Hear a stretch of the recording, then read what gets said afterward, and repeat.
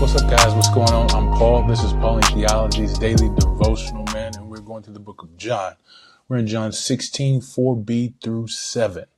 4b through 7. So if you haven't read it yet, go ahead and stop the tape, check it out, see what I say, come back, we'll answer the 4 questions.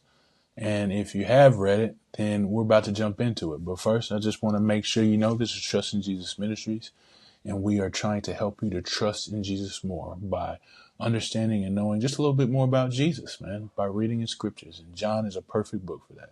So let's go ahead and jump into it, man. What's going on right now? Well, Jesus has been speaking the final or farewell discourse. We've been going over that for quite some time right now. And what he says now is that I didn't tell you these things in the beginning. All right. He's like, because you were with me. But now that I'm leaving, he's like, I got to tell you. So, and he's talking about all of these difficulties that's about to occur. He's like, now that I'm going, he's like, things are going to get rough. They're going to be tough, man. And I want to let you know. I want you to be in on it, to understand that this is what's going to happen.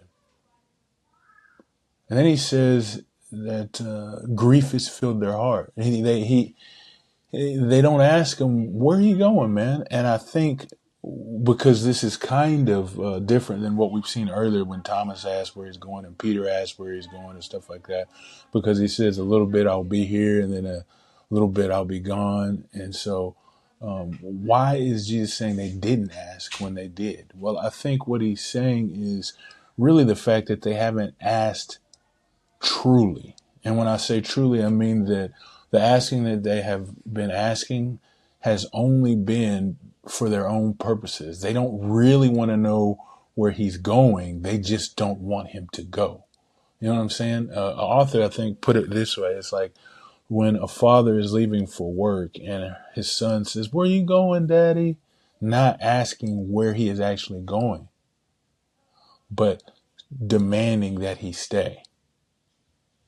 And so that's the thing that the disciples have been doing from the beginning.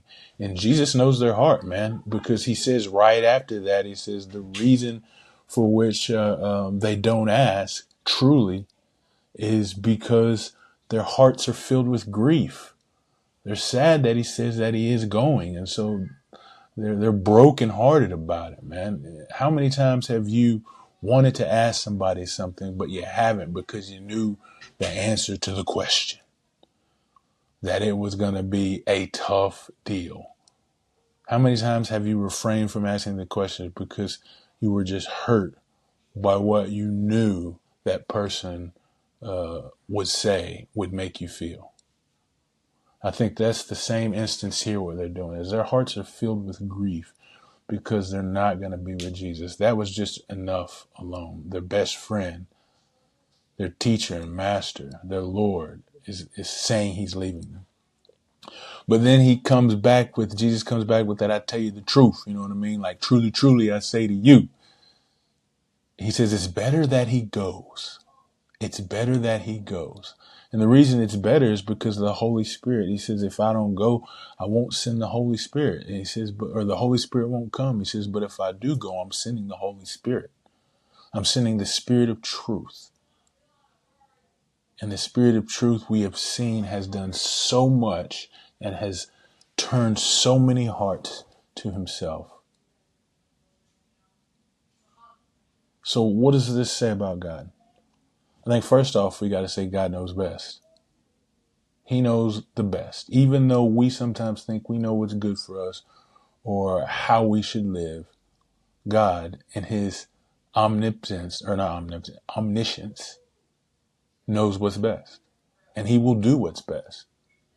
And so that leads to what man should do, is that we should trust in Jesus because he knows best. Trust in his decisions, his ways. And so what that means for man is that we should be rejoicing in our suffering.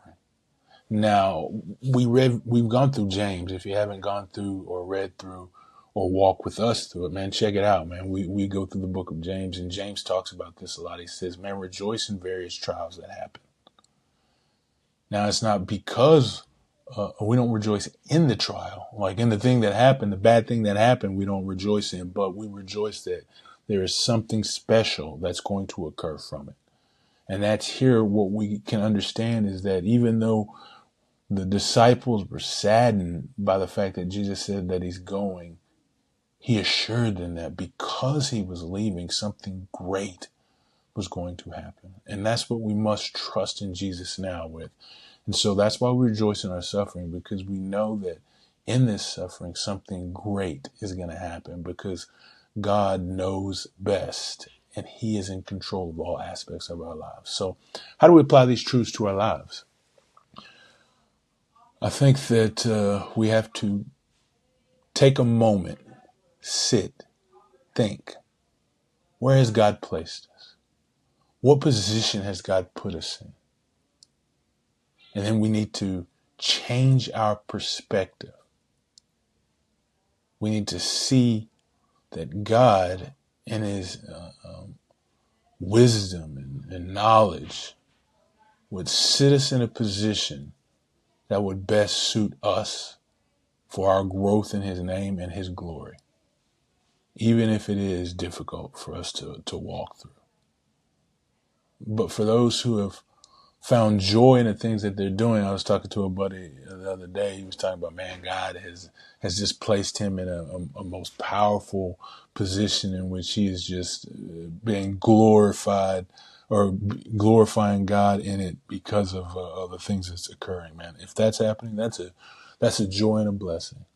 And so I pray that it continues to happen to you, that you find favor. But if you're in the other situation where it's grueling and it's grimy and it's tough, man, rejoice in that too, because God is doing something. He is doing something. I appreciate you guys for listening, and I will see you in the next.